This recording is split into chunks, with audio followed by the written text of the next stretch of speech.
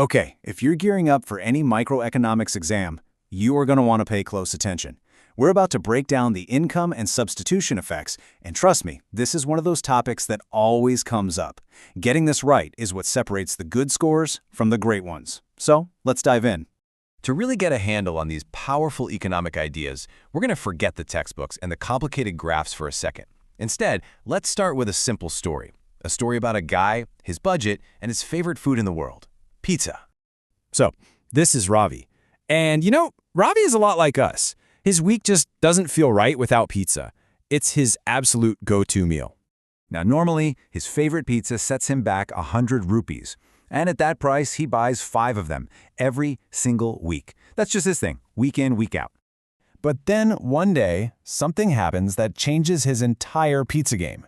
He walks by the shop and sees a sign that he just can't ignore. Whoa, the price is literally cut in half. A pizza is now just 50 rupees. I mean, what a deal. So, what's going to happen? It's a no-brainer, right? Of course Ravi is going to buy more pizza. But here's the question that economists get really curious about. Why exactly?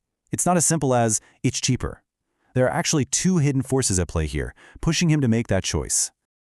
All right, let's tackle the first force. And honestly, this one is pretty intuitive. It's all about sizing up your options.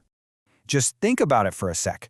Before the sale, a pizza and a burger cost him the exact same. But now, with that discount, the pizza has become what we call relatively cheaper than the burger, even though the burger's price didn't change at all. And that, right there, is the substitution effect. Ravi's basically thinking, man, why would I get a 100-rupee burger when I can get a pizza for 50? He substitutes away from the more expensive option and toward the new, better deal. Okay, here is the absolute key takeaway. You're going to want to remember this for your exam.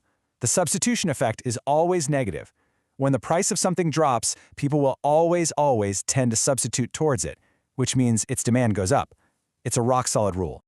Okay, on to the second force. This one's a little more subtle, but it's just as important. Here's how to think about it.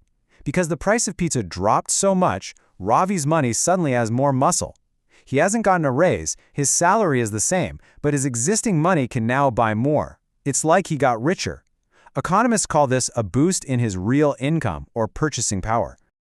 I mean, check this out. That same 500 rupees he used to spend to get 5 pizzas, that now gets him 10 pizzas. He feels richer because his money suddenly goes twice as far. And that's the income effect. It's all about how your demand changes just because a price shift made your wallet feel a little fatter or a little thinner. So, okay, we've got these 2 things happening at once. But how do economists actually combine them to get the total picture? Well, that's where a kind of famous equation comes into play. It's called the Slutsky equation, but please don't let the name scare you.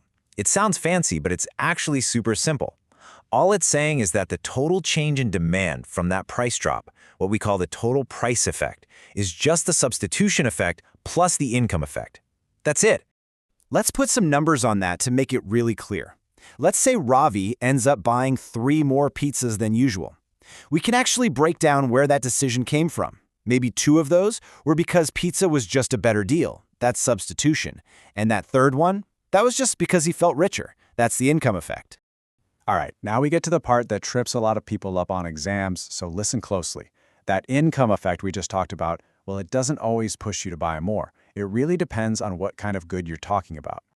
So you've got 3 basic types. First, normal goods, like Ravi's pizza. You feel richer, you buy more. Simple. Then you've got inferior goods. Think instant noodles or taking the bus. When you feel richer, you actually buy less of them because you can afford better stuff. And then you have this really weird, super rare category called a Giffen good. So let's see how this all fits together when a price falls.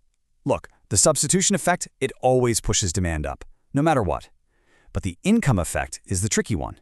For a normal good, feeling richer means you buy more, so it also pushes demand up. They work together. But for an inferior good, feeling richer pushes demand down. See how they work against each other? And that brings us to the bizarre world of the Giffen good.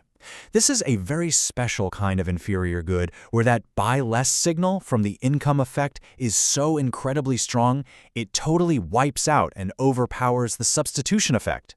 It's the ultimate exception to the rule, the thing that breaks the famous law of demand. Okay, you've got the theory down. Now let's make sure you can nail the exam questions. Think of this as a quick cheat sheet. Rapid fire round. Ready? First up, a price drop makes something relatively cheaper. What effect is that? That's the substitution effect. Simple as that. It's all about the comparison. Next one. A price fall makes you feel richer.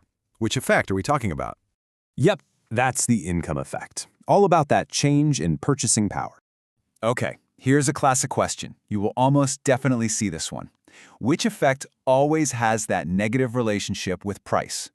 The substitution effect. Always. The logic is solid. A cheaper good is always going to get substituted for a more expensive one. Period. All right, last one for the cheat sheet. What kind of good breaks the law of demand? The Giffen good. That's your answer. The classic, weird exception to the rule.